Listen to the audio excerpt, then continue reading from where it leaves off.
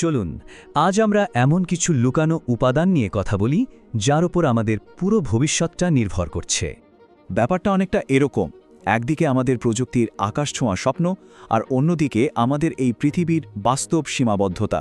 আর এই দুটো যেন এখন একটা অবশ্যম্ভাবী সংঘাতের দিকে এগিয়ে চলেছে। আর এটা কিন্তু কোনো ধীর গতির পরিবর্তন নয়, যা ধীরে ধীরে হচ্ছে। এটা বলতে পারেন একটা ভূমিকম্পের মতো, তিনটা বিশাল প্রযুক্তিগত বিপ্লব যা কিনা একই সাথে ঘটছে আর আমাদের পৃথিবীকে একেবারে নতুন করে সাজিয়ে দিচ্ছে।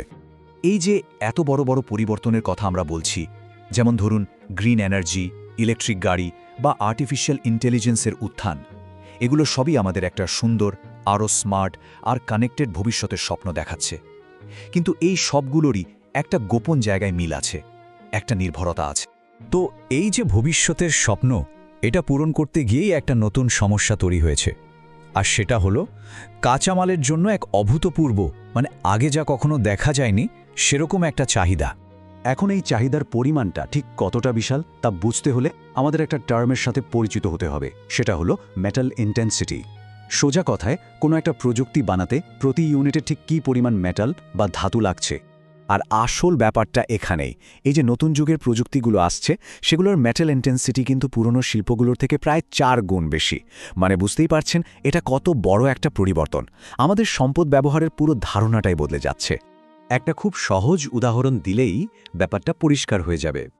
একটা সাধারণ পেট্রোল বা ডিজেলের গাড়িতে কপার লাগে মোটামুটি 20 কেজির মতো, কিন্তু একটা ইলেকট্রিক গাড়িতে সেখানে লাগে প্রায় 80 কেজি কপার, ঠিক 4 গুণ বেশি। আর এটা শুধু ইলেকট্রিক গাড়ির ক্ষেত্রেই সত্যি তা কিন্তু নয়। সোলার প্যানেল বলুন বা আর্টিফিশিয়াল ইন্টেলিজেন্স চালানোর জন্য যে বিশাল বিশাল ডেটা সেন্টারগুলো তৈরি হচ্ছে, সবখানেই এই ধাতুর চাহিদা হু হু করে বাড়ছে। তো একদিকে যখন চাহিদা আকাশ ছুঁতে চাইছে, ঠিক তখনই গল্পের আরেকটা মোড় আসছে। সাপ্লাই বা সরবরাহ দিকটাও কিন্তু একটা বড় ধরনের সংকটের মধ্যে দিয়ে যাচ্ছে। খনি শিল্প এখন একটা পারফেক্ট স্টর্মের মুখোমুখি, সব সমস্যা যেন একসাথে এসে হাজির হয়েছে। যেমন ধরুন খনি থেকে পাওয়া খনিজের মান কমে যাচ্ছে, আরও গভীরে গিয়ে খনি করতে হচ্ছে যা অনেক বেশি জটিল আর খরচ সাপেক্ষ। তার উপর আছে শ্রমিকের অভাব, পুরনো যন্ত্রপাতির সমস্যা। সব মিলিয়ে মাটি থেকে ধাতু বের করে আনাটা দিন দিন কঠিন আর ব্যয়বহুল হয়ে উঠছে। আর এই সমস্যাগুলো শুধু মুখের কথা নয়।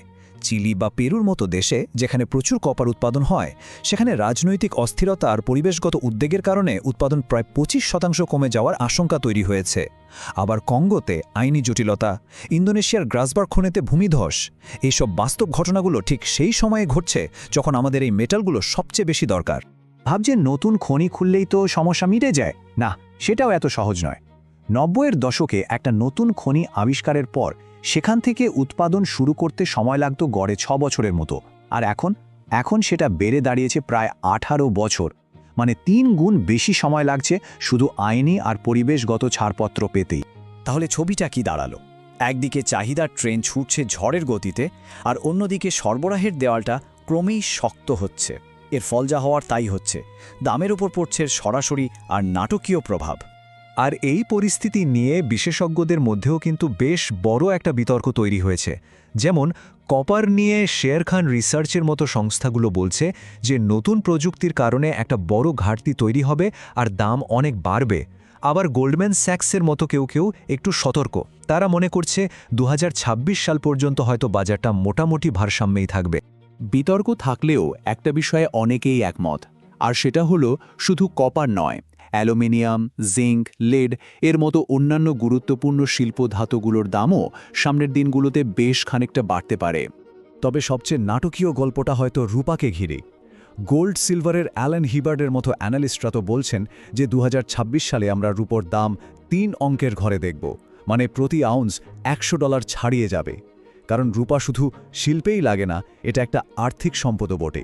একটু ভেবে দেখুন, টানা 5 বছর ধরে রূপোর সরবরাহে ঘাটতি চলছে। এর ফলে 2025 সালেই দাম বেড়েছে প্রায় 120%। আর বিশেষজ্ঞরা বলছেন এই দৌড় তো সবে শুরু। তাহলে এই সব কিছুর মানেটা কি? বিষয়টা কিন্তু শুধু কয়েকটা ধাতুর দাম বাড়া কমার মধ্যে সীমাবদ্ধ নেই। আমরা আসলে একটা সম্পূর্ণ নতুন শিল্প যুগের শুরুর সাক্ষী হচ্ছি। আমরা এমন একটা যুগ থেকে বেরিয়ে আসছি যেখানে সম্পদ ছিল অফুরন্ত, আর এখন এমন এক যুগে ঢুকছি যেখানে নির্দিষ্ট কিছু কাঁচামাল হয়ে উঠছে কৌশলগতভাবে গুরুত্বপূর্ণ। যে মৌলিক উপাদানগুলো দিয়ে আমাদের এই আধুনিক সভ্যতা তৈরি, সেগুলোই এখন ভূ রাজনীতি আর অর্থনৈতিক ক্ষমতার কেন্দ্রবিন্দু হয়ে উঠছে। ব্যাপারটা বেশ অদ্ভুত, তাই না? আমাদের এই ডিজিটাল আর সবুজ ভবিষ্যতের যে ঝকঝকে ছবিটা আমরা দেখি, তার ভিড়টা কিন্তু দাঁড়িয়ে আছে খনি শিল্পের মতো একটা অত্যন্ত জটিল, ঝুঁকিপূর্ণ আর ভঙ্গুর সাপ্লাই চেনের ওপর। আর এটাই আমাদের আজকের আলোচনার শেষে একটা বড় প্রশ্ন রেখে যায়। প্রযুক্তির দুনিয়ায় আমাদের আকাঙ্ক্ষার তো কোনো সীমা নেই, কিন্তু যে সম্পদ দিয়ে সেই আকাঙ্ক্ষা পূরণ হবে সেটাও কি অসীম?